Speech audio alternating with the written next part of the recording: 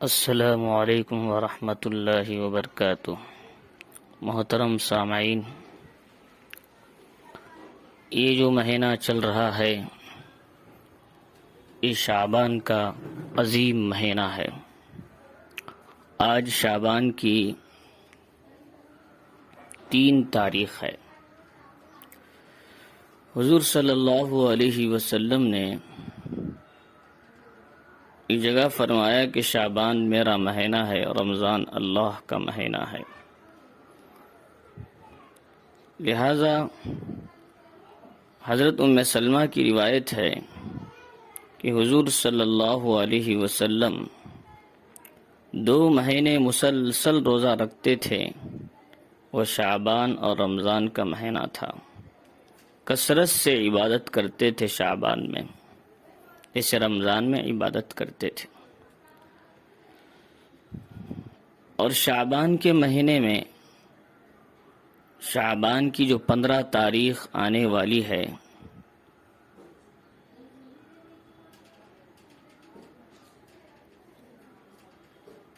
شعبان کی 15ویں شب اس مہینے کے 8 تاریخ ہونے والی ہے، جسے ہم شب برات کہتے ہیں۔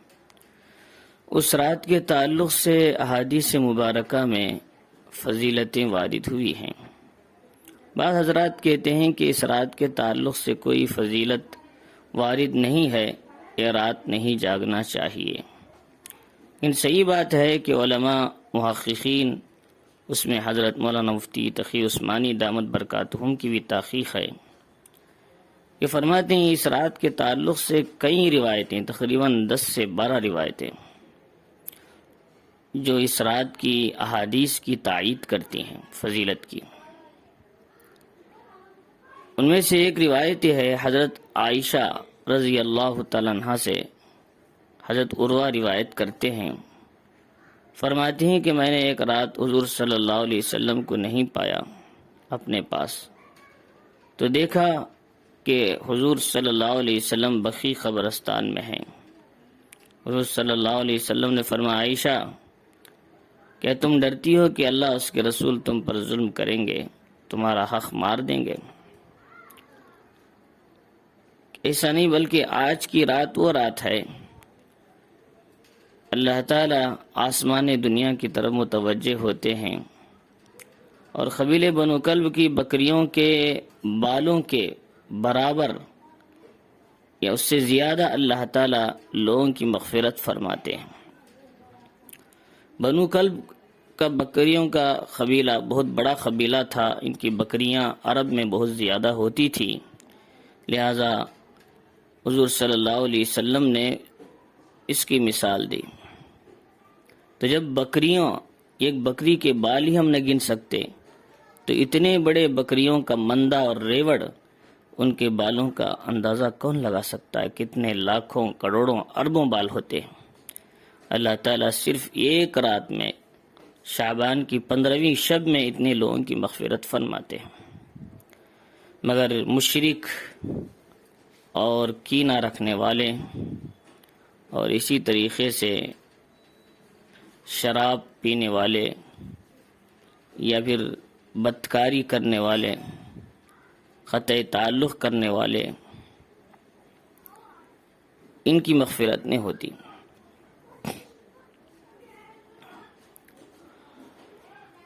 اور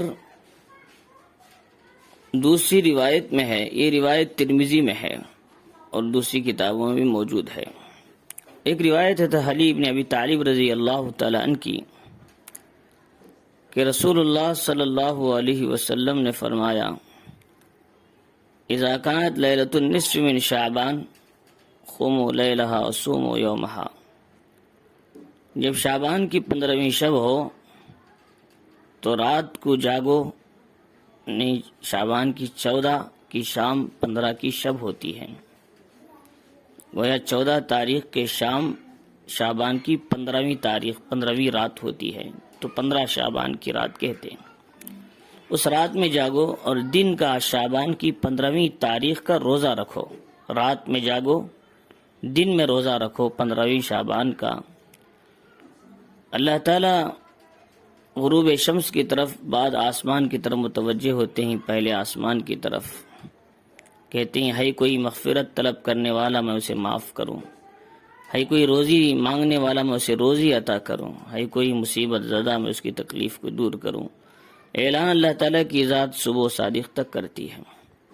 یہ روایت ابن ماجہ وغیرہ میں ہے۔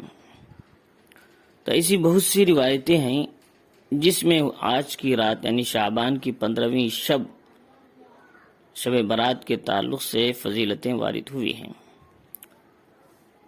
اور شعبان کی رات میں قبرستان جانا بھی حضور صلی اللہ علیہ وسلم سے ایک مرتبہ ثابت ہے پوری زندگی میں۔ اگر ایک مرتبہ اگر چلے گئے تو اس سے بھی سنت ادا ہو جاتی۔ ہر سال جانا واجب ضروری نہیں ہے۔ ہاں، متبرک راتوں میں، متبرک دنوں میں قبرستان جا کر دعائیں کرنا اچھی بات ہے، فقہا نے اچھی بات لکھی ہے۔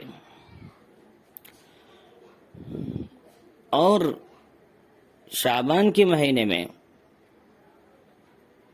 کیا کرنا ہے؟ فرمایا شعبان کی 15ویں شب میں رات کو جاگ کر عبادت کرنا ہے، اس لیے کہ اللہ تعالیٰ بندوں کی تقدیری فیصلے ریکارڈ کراتے ہیں، آج کی رات کاپی کراتے ہیں،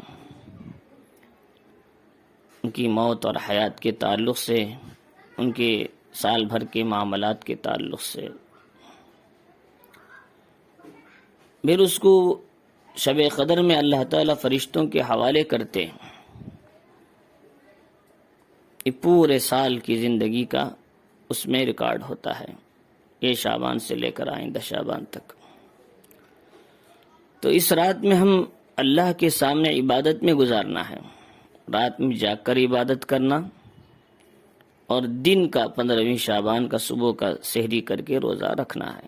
بڑی فضیلت والا دن ہے، اس کی بڑی فضیلتیں آئی ہیں، لہذا اس لیے شعبان کی ایک ہی روزہ ہے، 2-3 روزے نہیں رکھنا۔ ہاں، حضور صلی اللہ علیہ وسلم کی خصوصیت تھی، آپ مسلسل روزہ رکھتے تھے، لیکن امت کے لیے صرف ایک ہی روزہ ہے، وہ شعبان کی 15ویں کے دن کا ہے۔ گویا ہمارے حساب سے